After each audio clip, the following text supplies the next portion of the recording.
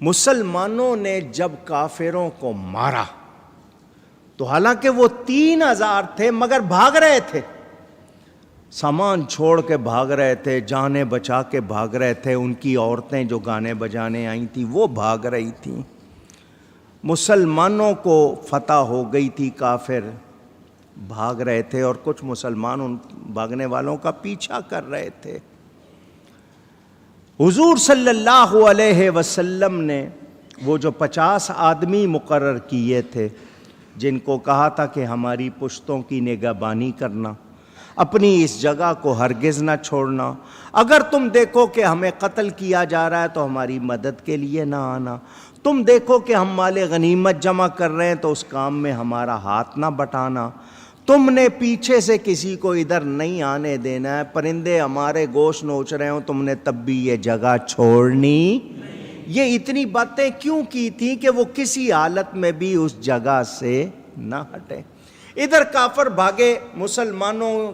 جو سامان چھوڑ کے جا رہے تھے کافر، مسلمان ان سامانوں کو الگ الگ کر رہے تھے، مال غنیمت ایک طرف۔ انہوں نے دیکھا کہ فتح ہو چکی ہے تو آپس میں کہنے لگے کہ اب ہمیں یہاں رہنے کی کیا ضرورت ہے؟ تو صحابیوں نے کہا کہ حضور صلی اللہ علیہ وسلم نے فرما دیا تھا کہ جب تک میں نہ کہوں یہ جگہ چھوڑنی نہیں، تو اب تو فتح ہو گئی ہے۔ پھر بھی حضور نے کہا تھا کچھ ہو جائے، تو جو صحابہ ڈٹے رہے وہ صرف 10، 40 وہ جگہ چھوڑ گئے۔ لغزش کہہ لو، وقتی طور پر نہیں سمجھا بات کو۔ خالد بن ولید جو ابھی مسلمان نہیں ہوئے تھے اور اکرمہ جو ابو جہل کا بیٹا، یہ بار بار اس پچھلے رستے سے آتے تھے، یہ تیر چلاتے تھے، وہ بھاگ جاتے تھے۔ اب انہوں نے دیکھا تیر چلانے والے نہیں رہے، وہ آئے، ان 10 کو تو انہوں نے قتل کیا اور پیچھے سے آ کر جو لشکر لائے تھے، ادھر مسلمان ان کو کافروں کو بھگا رہے تھے، انہوں نے پیچھے سے حملہ کر دیا، مسلمان ان کی طرف پلٹے، ادھر سے جو بھاگ رہے تھے وہ بھی واپس آ گئے، مسلمان بیچ میں آ گئے، دونوں طرف سے حملہ ہو گیا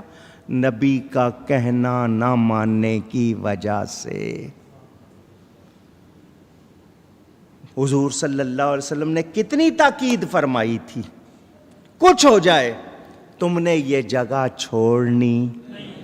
مگر ان سے اجتہادی طور پر یا جو بھی کہہ لیں خطا ہو گئی اور جنگ کا نقشہ بدل گیا۔ جو پیچھے بھاگ رہے تھے وہ بھی آ گئے، ادھر سے یہ تازہ دم آئے تھے، مسلمان تو سامان جمع کر رہے تھے، دوسرے اپنے آپ کو سنبھال رہے تھے، ہتھیار بھی نہیں اٹھائے ہوئے تھے، انہوں نے حملہ کر دیا اور مسلمانوں کو کاٹنا شروع کر دیا۔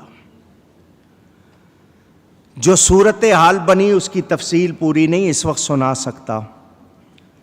حضرت حمزہ شہید ہو چکے تھے، حضرت عبداللہ بن جہش اور نبی کریم صلی اللہ علیہ وسلم کے کتنے صحابہ، مگر ایک بات سناؤں آپ کو، جو بھی صحابی تھے حضور کے قریب انہوں نے اپنے آپ کو ڈھال بنا لیا تھا، دیوار، ان کی پشت پہ تیر لگ رہے تھے، ان کے بدن چر رہے تھے، نبی پر ان کو اتنی عقیدت تھی کہ نبی تک انہوں نے کوئی تیر نہیں آنے دیا۔ کتنے صحابہ، نئی مسلمان خواتین، حضرت عائشہ تشریف لائیں، حضرت سیدہ فاطمہ زہرا تشریف لائیں، دیگر عورتیں آئیں، اور افرا ام عمارہ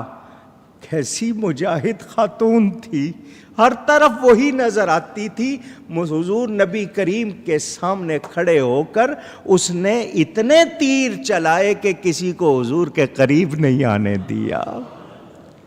کیونکہ مدینہ منورہ میں خبریں پہنچ رہی تھیں۔ اس صورتحال نے جو نقشہ تھا وہ بدل دیا۔ اللہ تعالیٰ نے اس کا بیان فرمایا قرآن میں، آل عمران کی آیت نمبر 152 میں آپ اس کی تفصیل دیکھ سکتے ہیں۔ حضرت ابو بکر، حضرت عمر، حضرت علی، طلحہ، زبیر، عبد الرحمن، سعد بن ابی وقاص، ابو عبیدہ اور انصاری رضی اللہ عنہم، یہ نعرے لگا رہے تھے، وجہی دون وجہ کا